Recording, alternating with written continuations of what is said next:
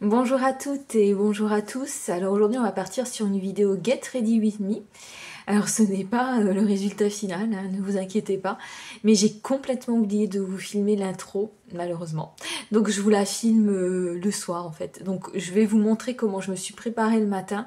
Là je me suis démaquillée. Je vais vous filmer mon maquillage, ma coiffure, le brushing avec ma brosse soufflante et je vais vous montrer voilà, ma tenue. Et je vous souhaite un très très bon visionnage. Juste une précision, je fais la voix off parce que sinon je pense que cette vidéo va durer 3 heures. Donc j'ai essayé de faire un montage, je vais essayer de faire un montage qui convient et juste vous expliquer quand même les grandes étapes. Il y aura des astuces make-up et des astuces que j'ai beaucoup aimées. Vous allez voir tout ça. On commence tout de suite par une huile de soin au brocoli de la marque Avril. J'en applique quelques gouttes pour hydrater le cuir chevelu, voilà, en léger massage. Et j'applique le surplus ensuite sur les pointes. Alors pas la peine de le laisser longtemps, on va dire 10 minutes avant la douche. C'est amplement suffisant. Ensuite, je vais vous montrer ma routine douche. En ce moment, j'utilise le gommage de chez Aven qui a des grains très doux et qui n'agresse pas la peau. Un après-shampoing, enfin un shampoing et un après-shampoing sans sulfate réparateur de la marque Yves Rocher. Et j'utilise un bain-douche à l'avoine de chez Yves Rocher que j'avais eu dans le calendrier de l'avant de Noël. J'essaye de liquider en ce moment. Là, je vous montre la brosse avec laquelle je démêle mes cheveux sous la douche. C'est beaucoup plus facile avec l'après-shampoing. Et au sortir de la douche, voilà, mon peigne en bois de chez Avril. Et ça, donc, je vais vous montrer mon brushing à la brosse soufflante. Et là, je mets un protecteur, on va dire un protecteur de chaleur. Donc, c'est le sérum de chez L'Oréal. Alors, je démêle mes cheveux, je mets quelques gouttes de mon sérum. Et on va commencer tout de suite le brushing à la brosse soufflante. Alors, moi, j'utilise une brosse soufflante de chez Revlon. Et ce que je fais avant de commencer mon brushing, c'est j'enlève le maximum d'humidité. Moi, je vous conseille vraiment de le faire. Le brushing n'en sera que facilité. Vous pouvez aussi pré-sécher à la brosse soufflante, mais bon, voilà, moi, je vous conseille cette méthode. Donc, j'attache le haut de mes cheveux et je vais commencer le brushing. Alors, moi, ce que je fais, c'est que je fais toujours 2 passages en dessous des cheveux. Voilà, comme ceci. Je prends une petite section. Donc, 2 passages en dessous. 2 passages au-dessus, voilà, comme ceci, 2 passages au-dessus, et voilà, plusieurs passages jusqu'à ce que le cheveu soit quand même assez sec. Et ensuite, je donne une forme particulière. Donc voilà, j'assiste un peu plus. Là, je veux un brushing entré vers l'intérieur. Donc voilà, je donne cette forme quand les cheveux sont séchés, on va dire à 90%. Donc, je continue sur l'arrière de la tête, donc toujours 2 coups en dessous, 2 coups au-dessus. Je fais la même chose de l'autre côté, voilà, toujours par section. Alors moi, je mets pas la brosse soufflante à la vitesse maximum, hein. Pour pas abîmer le cheveu, je mets vitesse intermédiaire. Ça prend pas plus de temps et je pense que ça protège quand même la fibre capillaire. On passe au-dessus des cheveux, donc je reprends... voilà, je refais quelques petites sections et je recommence, voilà, le procédé. Donc mes cheveux devant sont un peu plus crépus, hein. C'est la nature de mes cheveux, donc voilà, j'insiste un tout petit peu plus. Donc voilà, je pratique de la même façon derrière, avec les cheveux derrière. Je ramène toujours les cheveux sur le devant, je trouve que ça donne beaucoup de volume. Et voilà, je continue ce petit travail. Et voilà le résultat final. Donc, j'aime bien assez le résultat. Vous pouvez créer plein de mouvements dans vos cheveux, mais moi j'aime bien un brushing assez classique.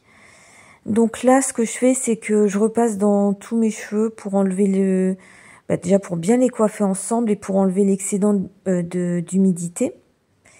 Et pour donner vraiment beaucoup de volume à l'arrière, je reprends quelques mèches et je les retravaille. Alors là, je mets un petit peu d'huile, voilà, de l'huile, c'est une huile de chez Melvita. Voilà, je vais mettre un petit peu d'huile sur les pointes. Et ensuite, je vais mettre un filet de laque, quoi, pour faire tenir le tout.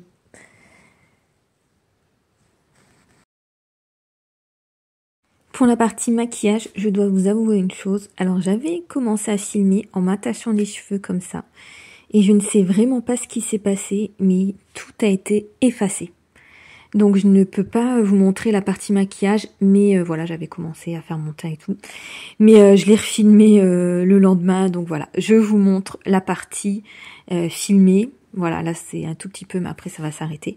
Donc je vous montre la bonne partie reconstituée. Et c'est parti pour le maquillage. Alors, avant toute chose, je mets mon petit bandeau. Je mets le gommage, un gommage de chez Avril. Et voilà, c'est aussi un gommage très très doux. Les grains sont vraiment, n'agressent pas la peau. Et c'est un de mes gommages préférés. Avec ceux d'Yves Rocher, je trouve qu'ils sont super. J'utilise ensuite un masque de chez Caudalie. Alors, c'est un masque purifiant. Je sais pas s'ils ont changé la formule, mais je trouve qu'il sèche très très vite. Et donc, voilà, j'en mets quand même un petit peu. Parce que bon, je l'ai acheté, je l'ai payé assez cher. Mais je pense qu'ils ont changé de composition par rapport à l'ancienne formule. Et voilà, donc je le finis pour le finir. Mais je pense pas que je le rachèterai si la formule est comme ça. Parce que dès que vous mettez l'argile... elle sèche sur la peau, donc je le laisse vraiment pas longtemps. Ensuite, toujours mon sérum du moment, enfin mon sérum de tous les moments, de chez Yves Rocher. Voilà, je le tapote sur la peau. C'est vraiment quelque chose de très très frais. Voilà, donc on tapote sur la peau. C'est vraiment le moment de détente. Je vais appliquer ensuite un soin contour des yeux. Donc je prends ensuite de la Provençal Bio. Je crois que j'en ai jamais trop parlé de cette marque sur ma chaîne, mais je vous en parlerai parce que j'ai testé pas mal de produits. Donc voilà, j'en applique un tout petit peu en dessous des yeux et je tapote et ensuite j'effectue de légers massages. Voilà. Alors c'est vraiment, comme j'ai dit, c'est vraiment le moment de détente. Moi, je vais pas chez l'esthéticienne souvent, mais j'avoue que ces petits moments où je me fais des masques pour le visage, sans parler vraiment du yoga du visage ou voilà de choses comme ça, sont importants pour moi et c'est une passion comme une autre. J'applique ensuite la crème du moment, voilà, toujours les échantillons de mes calendriers de l'Avent que j'avais pas encore testé parce qu'il y a beaucoup de produits, hein, mine de rien, dans les calendriers de l'Avent, surtout ceux de chez Yves Rocher. Il y a eu beaucoup de soins cette année, donc voilà, je les utilise petit à petit, mais je les finis quoi. Quand je les commence, je les finis. Celui-ci, je crois que c'est un anti-âge, une crème anti-âge, et puis ça permet de découvrir voilà, de nouveaux produits. Alors maintenant, on va passer au maquillage des yeux. Et alors là, va pas falloir se moquer de moi parce que j'ai trouvé une astuce sur TikTok avec un coton démaquillant. Je vais vous montrer ça tout de suite. Je prends une ancienne palette de chez Yves Rocher, une ancienne palette de Noël qui doit avoir au moins 8 ans. Donc je prends un fard mat, donc le fard de transition, et je viens appliquer alors mon coton, voilà. Alors attendez, qu'est-ce que j'ai oublié? Ah oui, j'ai oublié ma base de fard à paupières, voilà. Donc j'ai oublié ma base de fard à paupières, donc on va l'appliquer tout doucement. Voilà. Alors, un tout petit peu de base. Voilà, on l'applique sur les yeux, j'attends que ça sèche et voilà. On peut commencer, donc j'applique le côté arrondi du disque démaquillant plié en deux sur mon œil, et là je viens tout simplement appliquer le fard de transition. Ah non, mais c'est une astuce qui marche. C'est la première fois que je l'ai essayé, je dis il faut absolument que je l'essaye parce que je l'avais vu sur Instagram, j'ai dit oh là là, faut que j'essaye cette technique, et je me suis dit voilà, c'était vraiment l'occasion de l'essayer. Je prends ensuite l'un des fards, alors j'ai fait un mix des deux, je vous avoue, je savais pas lequel prendre. Les deux fards moyens de la palette, ce sont des beaux violets profonds. Et je vais retourner mon coton démaquillant et le placer sur le bord externe de l'œil. Vous savez comme on peut placer un bout de scotch dans les tutos de maquillage. Donc ça remplace le bout de scotch, comme ça ne va pas déborder. Et là, voilà, je fais le V habituel, voilà. Donc, vous voyez très bien comme je fais, voilà. Et je remonte, je trace un trait et je remonte vers la paupière interne, voilà. Je reproduis le même procédé avec le fard le plus foncé de la palette, donc c'est aussi un violet mais qui tire un peu plus vers le noir, comme ça les couleurs vont se superposer et ça va apporter un petit peu plus de profondeur au maquillage. Donc toujours le même procédé, je trace mon trait et je remonte vers le haut, donc ça fait un V inversé. Je fais la même chose de l'autre côté. Et ce que je vais faire ensuite, c'est que je vais flouter toutes ces couleurs ensemble. Alors, vous prenez un pinceau estompeur et voilà, vous floutez, vous floutez. Ça peut durer un peu de temps, hein, on va dire 2-3 minutes. Une fois que j'ai fait ça, je vais prendre avec un pinceau plat la couleur pailletée du nacré. Je crois que c'était, ouais, voilà, c'était une couleur nacrée de la palette et je vais voilà l'appliquer sur les bords internes de mon regard et je l'applique aussi en dessous des sourcils.